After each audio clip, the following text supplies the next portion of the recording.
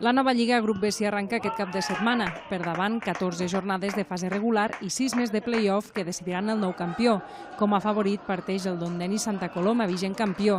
No obstant això, la Lliga es presenta força igualada i d'un nivell encara superior al de la temporada passada. Any rere any s'està millorant molt, tant en jugadors com estructuralment.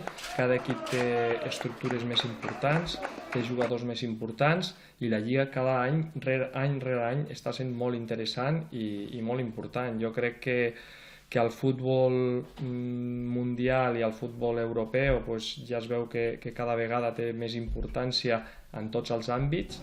Per aquesta primera jornada els partits es repartiran entre Xovall i l'estadi comunal. En breu, però, ja estaran disponibles els camps de bord amateur.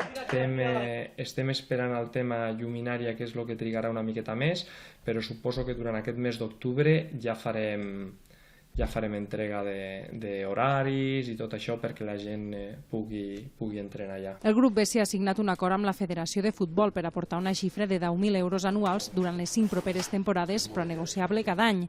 La Lliga arrenca diumenge amb un plat fort. A les 12 a Xovall, derbi colomenc.